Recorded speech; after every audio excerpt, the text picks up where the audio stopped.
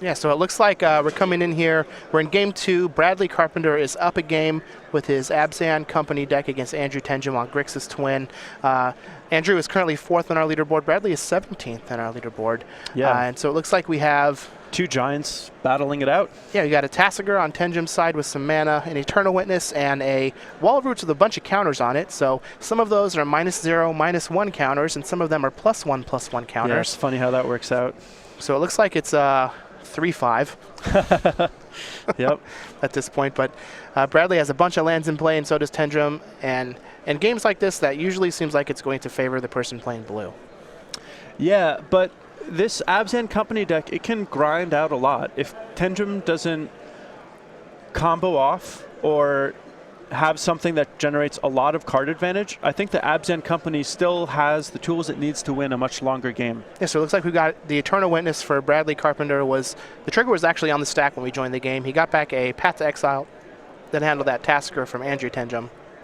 So he doesn't really have a threat on the battlefield at the moment, but he does have a Desolate Lighthouse there in his land stack, which is very good. So we've got a Serum Visions from Tenjum. He's going to draw very quickly. I couldn't see what the first scry was, but the second card was a Terminate, which seems like it's a good Magic card. And one thing to note is Tenjum's pace of play is pretty fast. He's down a game right now, and he knows that his deck doesn't win particularly quickly. I expect that in this matchup, he probably boarded out some of the combo and boarded into more of a controlling deck. So you're going to see him playing extra fast just because he needs to win 2 games, and he doesn't have that much time to do it. Yeah, when that happens from the other side of the table, it's important to just keep your pace of play the same. Yeah. Your opponent can speed up sometimes because they feel the time pressure. It's not on you to keep pace with your opponent, but as long as you're keeping a reasonable pace, it's perfectly fine. Yeah, and these games can certainly drag out a long time. The Grixis Twin deck is definitely the control deck, and the Abzan Company deck is the aggressor in a lot of ways. But there's a little bit of back and forth on those 2 things. The roles can switch because each of these decks have a lot of flexibility, and each of these decks have a lot of card advantage, a lot of interactions, and they can really drag things out for quite a while. Yeah, so it looked like Tenjum just passed the turn. Bradley has gone ahead and activated his Gavany Township, so his Wall of Roots is going to get even bigger. It's a 1/6 now. Yeah, it's a 1/6. Math is hard. So Bradley's just going to draw a card, attack with his Eternal Witness. Now Andrew is at 14, so he's not too close to being dead, but every damage is going to count here as the game starts to move into this end game. Yeah, for sure. And I mean, we haven't seen this at all today. Basically, every single game we've seen has been a lot more of a one-sided victory. This is one of the first chances we get to see just, 2 kids playing, some creatures in removal and slowly grinding each other out. This is the kind of Magic that I like. This is my favorite. Absolutely. So we're seeing Tenjum here has activated Desolate Lighthouse on the end step, untapped Druid to a Pia, and Karen was able to get it onto the battlefield here. Passing the turn, Bradley's just going to go ahead and activate his Gavany Township.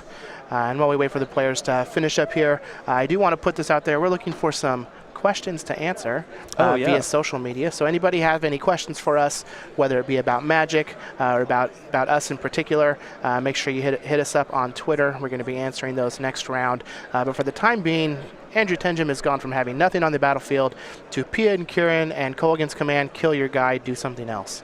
Yeah, quite good. A very good line of play. I mean, it just shows how good Pia and Kieran Nalar can be as a top deck in these mid-range grindy mirrors. The Pia is a lot of offense, and it's also a lot of defense. So really, everything Andrew's in the market for. Now, we do see here Bradley was able to find a Kitchen Finks, which is very good in combination with Gavany Township. So that +1/+1 counter is able to negate the -1/-1 counter from the Persist and just keep it coming back and back and back. Yeah, Andrew's going to have to commit probably more resources than he would prefer to kill that Kitchen Finks. Yeah, likely he's going to have to use a removal spell and then use another removal spell in response to a Gavany Township activation. Yeah, something like that. I doubt he'll be able to just ignore it and fly over because Bradley is already so far ahead on life, so Andrew has to deal with it somehow. And this is one of the disadvantages of playing a control deck, is you really do have to answer every single threat your opponent creates, whereas Bradley, on the other hand, he can kind of ignore some of the stuff Andrew's doing and just try to beat down. Now, Bradley has drawn a card here. An interesting play would be if Andrew happens to find another copy of Colgan's Command to where he could jump with his Pia and Karen and then rebuy it with Colgan's Command to generate even more tokens to try and increase his clock. But we're going to see Bradley's just going to pass the turn. Andrew's going to untap, draw a card, activate his Lighthouse. He's really digging through his deck for some action or some kind of answer for that Kitchen Finks. Yeah, and this is a good display of how each deck is working with a lot of card advantage, but that card advantage comes in different ways. A lot of Bradley's card advantage comes in the form of Kitchen Finks, Collected Company, Eternal Witness, Voice of Resurgence, cards that on their own are 2-for-1. And while Andrew has some of those in the form of cards like P and Kieran Nalar, he's really relying on Desolate Lighthouse to just make all of his dead draws redraws. Absolutely. And that's just the theme of this Abzan deck, is just having every card be value. Yeah. So we do have a Birds of Paradise from Bradley, and it looked like he has a Path to Exile in his hand. But we do see Tenjum's just going to cycle that remand on the Birds just to try and draw a card. He is feeling the pressure of the time clock ticking down. Getting draws in these tournaments are almost the same as getting losses when we're early in day one like this, when you're trying to make it into day two. So he's trying to figure out some way to win this game. Yeah, and playing the remand on the Birds of Paradise has to be one of the worst feelings at all. I mean, essentially, you're waiting for your opponent to cast a spell so you can pay 2 mana to cycle your card, and you know that they're going to be replaying their card. Absolutely. Especially with how much mana each of these players have. So it looks like Bradley is just not using his Gavany Township, and Tenjum decided to put the brakes on his attack and just pass the turn. So Bradley's drawn a card. He's going to attack here. Now let's see what Tenjum does.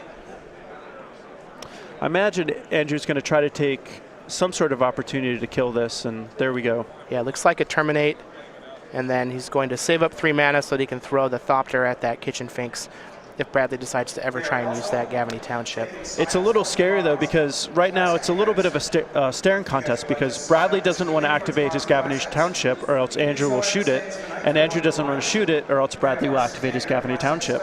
Yep, so at this point he can just start attacking with that Thopter. If he has another removal spell for that Kitchen Finks, he can press the action at that point, but that really isn't going to do much for him. But again, he does have to make a move here to try and win this game at some point. Yeah, the clock's ticking down for Andrew. This is pretty rough. So we've got a Lighthouse activation from Andrew. He's just going to discard an Inquisition. Looks like a Watery Grave is getting tapped, and I can imagine this is going to be a Tasigur. Yeah, it looks like he's delving. And Tasigur is certainly one of the cards that Andrew really needs. I mean, it's one of his few sources of repeated card advantage. And now his graveyard does look pretty thick, so with that Tasigur activations, he does have to be wary of actually milling himself and being able to win the game. Yeah, another thing that's going to be a little annoying is because his graveyard is so full of cards, you know that whatever he gets back probably isn't going to be exactly what he wants. Not only that, but it's going to give Bradley a lot of options, which just takes time. Yeah. And so Andrew's just letting it die, doesn't want to tap his mana to activate it for fear of the Kitchen Finks getting another counter. Yep, absolutely. So it looks like Bradley's found a Horizon Canopy. I have to imagine he's going to cash that in to draw a card. So now that we're at this stage, it seems like it's basically just a top deck war, and it's going to come down to who can draw something that's really powerful. Andrew was able to draw Tasigur, which is one of the mid-range haymakers. Bradley has just had a Birds of Paradise for the last 2 turns. So it's basically Bradley's turn to try to draw something that's really good, but we're mostly at parity on this board state. Now, it does look like Bradley has 3 Gavany Townships in his deck, so at any point, if he happens to draw a second Gavany Township, things could get real ugly for Andrew. Oh yeah, the only thing better than 1 Gavany Township activation is 2 Gavany Township activations. Did you hear that from BBD? No, did he say that? Yes. We've played a lot of Gavany Township in our past. It's a good card. Looks like Tenjum is just going to loot with his Loot House yet again. He's going to discard that Scalding Tarn, pass the turn back.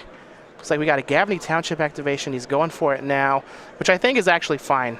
If Tenjum wants to get rid of that Thopter or another card to kill that Kitchen Finks, so be it. I'm going to have 2 1/2 flyers that are next turn going to be 2/3 flyers, and you're dead in 2 turns. Yeah, I think basically Bradley wanted to hold off on it because it kept Andrew's mana tied down a little bit. Andrew didn't want to activate his Tasigur, for example, but now at this point, it's just a little too profitable for Bradley to go for it because he's going to have those birds, and now he can untap, activate his Township again, and potentially swing for 4, even if he doesn't draw anything good. That Township has just been the card of this game, it seems. There are 7 counters on that Wall of Roots from the Gavany Township. Yeah, and I mean, this is a 2-turn clock.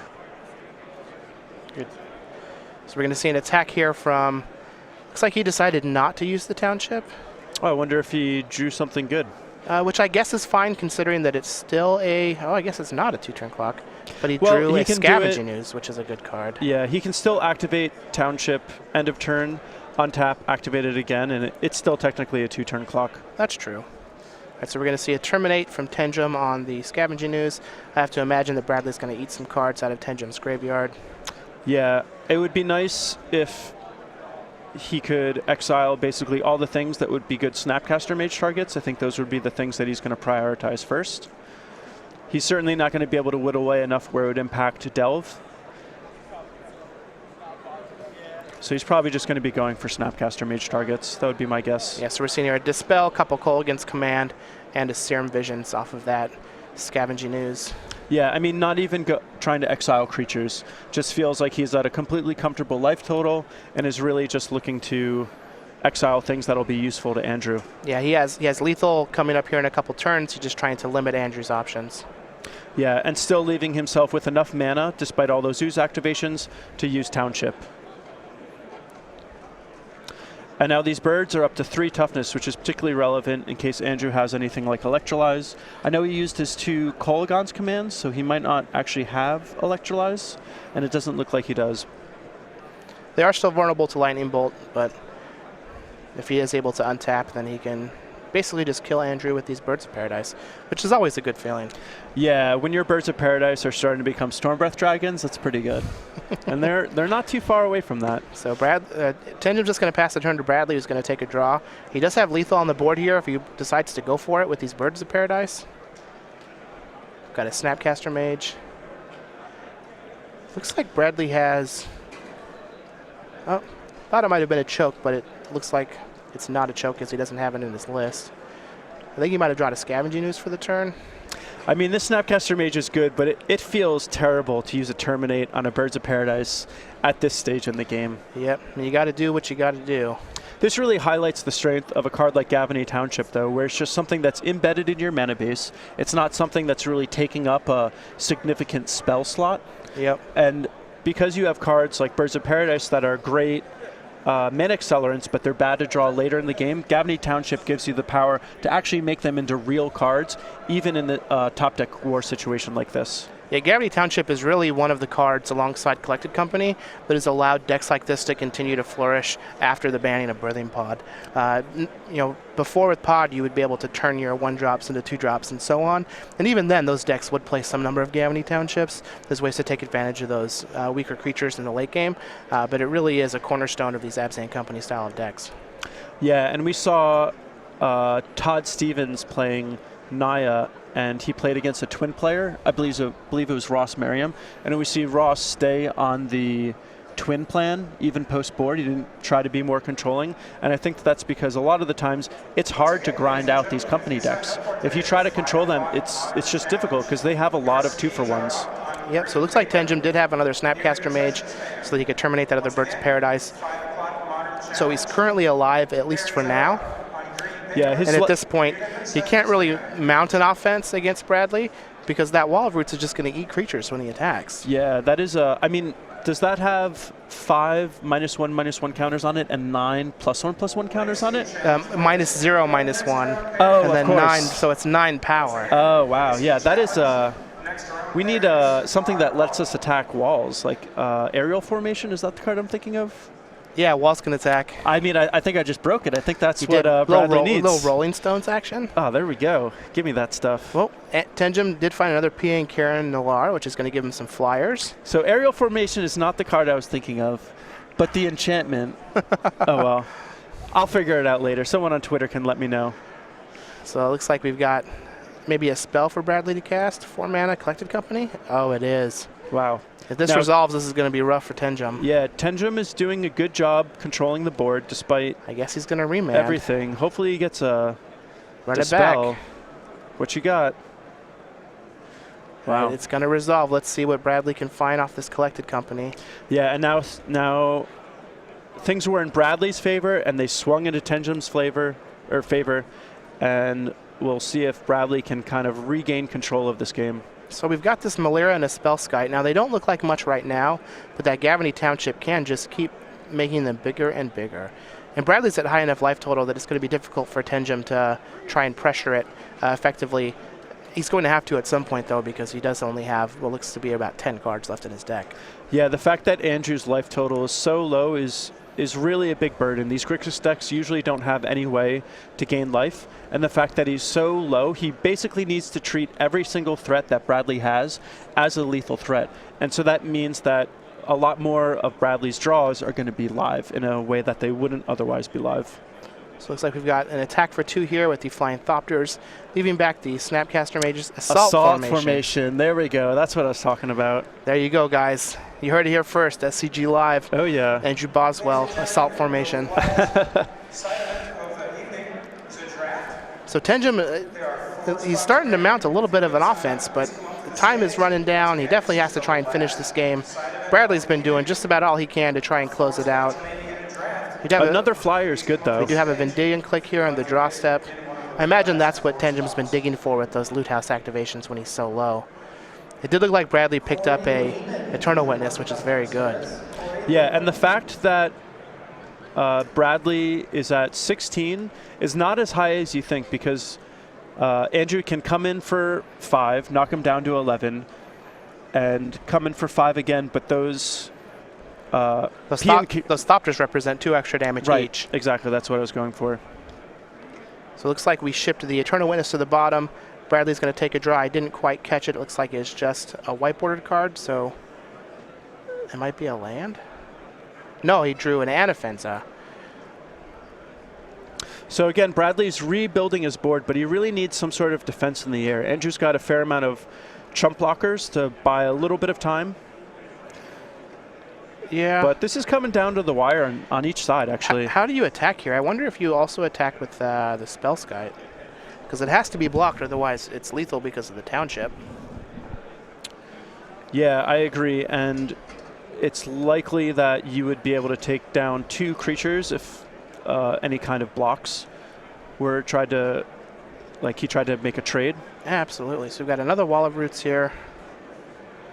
Just going to bolster onto the Anafenza. I imagine we're going to see a township activation on Tenjum's end step, but he passes it over, he takes a draw. The library's looking mighty thin. Let's see if he can whittle this one out. Yeah, this is going to be a situation where Bradley just has so much more power and toughness that it's going to be hard for Andrew to deal with it. And given the life discrepancy, Andrew's kind of behind on the race, and it's going to be pretty tricky. But Andrew's a really good player. He might still have maybe a Pestermite or Splinter Twin hanging out, and that really would be his best bet to win this game, I think. Absolutely.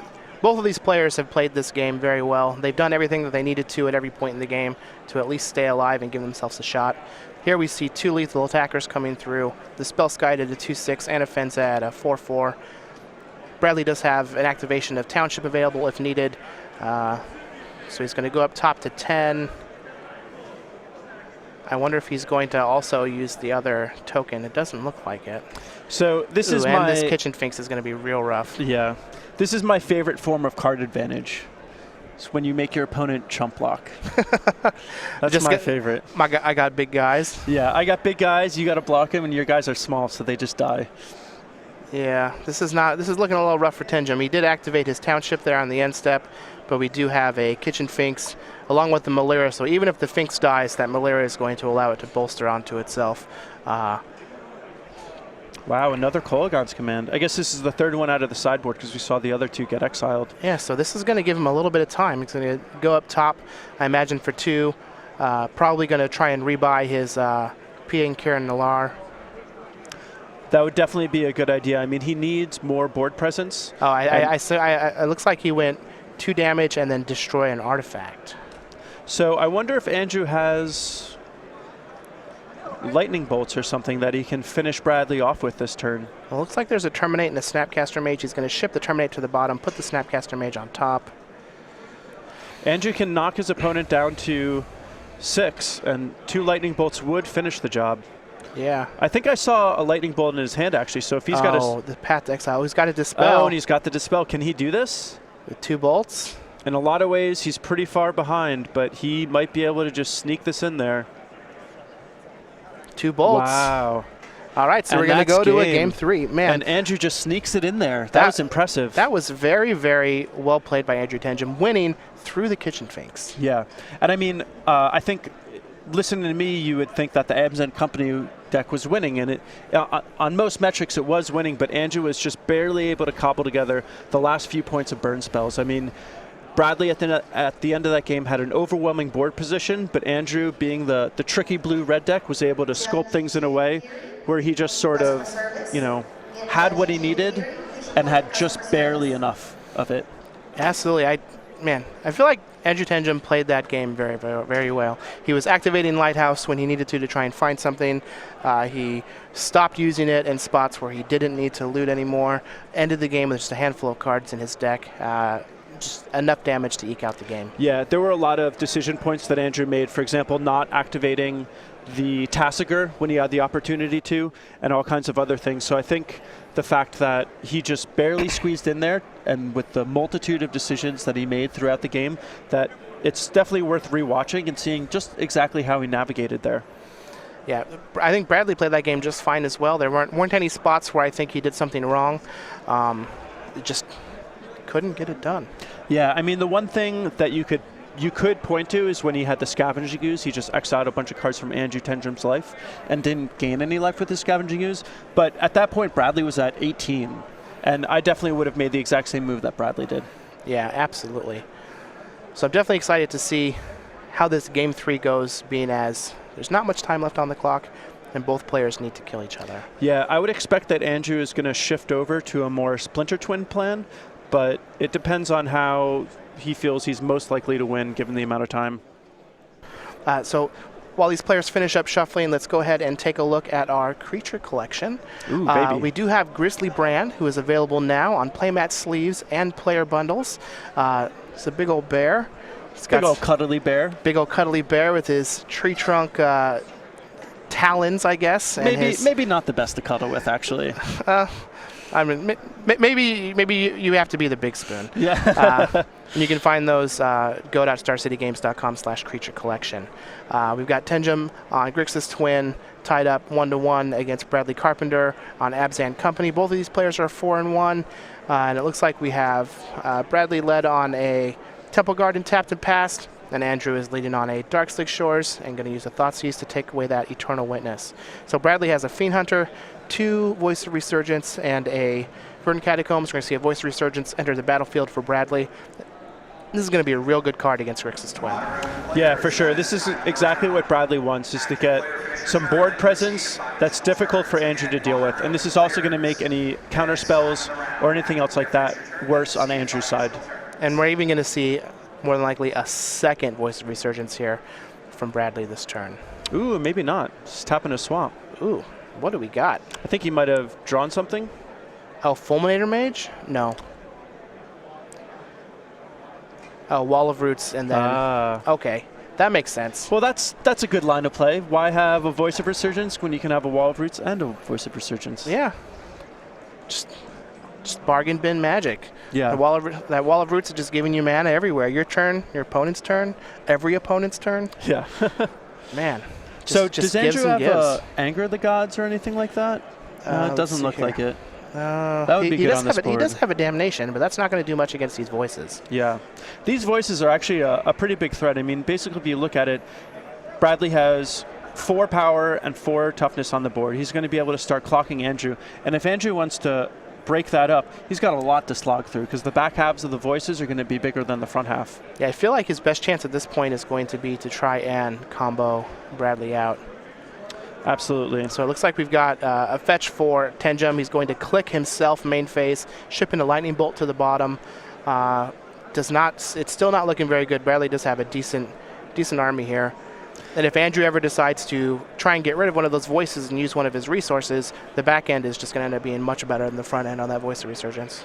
Yeah, for sure. And given the fact that Andrew is just trading and put a lightning bolt on the bottom, I feel that means that he's just looking to preserve his life total in any way that he can and combo off. So Bradley looks like he's going to fetch on a Windswept Heath here. Now it looks like he was going to tap 3 lands and his Wall of Roots, which sounds like we've got a Collected Company coming, which is bad news for Andrew Tenjum. Oh, yeah. Yeah, Bradley is really essentially vomiting onto the board. Now if Tenjum untaps here and Damnations Bradley down to only having one Voice of Resurgence token, that could be pretty good. But if Bradley's able to find something like Kitchen Finks or Voice of Resurgence, or even both off of this, it could be rough. And we've got wow, Eternal Witness. Witness, Kitchen Finks. Witness is going to rebuy that Collected Company, and Bradley's just going to pass the turn and say, "Show me what you got, Andrew Tenjum." Yeah, I think Andrew really needs to get a combo real fast. Otherwise, he's going to kind of have a frown on his face. Yeah, absolutely. So it looks like we've got a tap Darkslick Shorts for Andrew. He's kind of slowing down a little bit, trying to figure out what do I got to do here. Passing the turn back to Bradley, who looks to be like he's in the driver's seat. We do have a draw has happened. We are on Bradley's turn. Pestermite's been cast. We've got the Voice of Resurgence trigger. We're going to tap down the big Voice of Resurgence. And so far, I don't believe that Bradley has a way to disrupt the combo if Andrew has it. Despite how bad this looks, Andrew might just untap and win the game. Yeah, there's definitely a chance there. He also could just untap into a Damnation since he didn't have a second black source available that turn, and he played the Darkslick Shorts tapped. Yeah, if he had the Damnation, I believe he'd be trading with a Voice of Resurgence, so I feel like it's safe to assume that he doesn't have it yet. Ooh, the Fiend Hunter, of course. Yeah, we knew that he had the Fiend Hunter. We did know that. So and Andrew knew that also, because that's from the Thoughtseize. So I think that maybe I would have blocked the Voice of Resurgence there and just hoped to draw Damnation. And Andrew doesn't have it. But it does look like Bradley is going to take that match 2-1 against Andrew Tenjum with his Abzan Company deck. Andrew is going to fall to 4-2 with Grixis Twin. He is one of our players to watch. We are going to keep watching him. Hopefully he can rack up some more wins and make it into day 2. Yeah, for sure. I really like Andrew as a player. I know he works really, really hard. He plays online a lot. He goes to a ton of the opens. You can always see him at the Invitational. I know he's hoping to make it into a Players' Championship. He's definitely a player that I think is really good and we can expect a lot from. Yeah, now Bradley's deck looked like it operated very well there. He got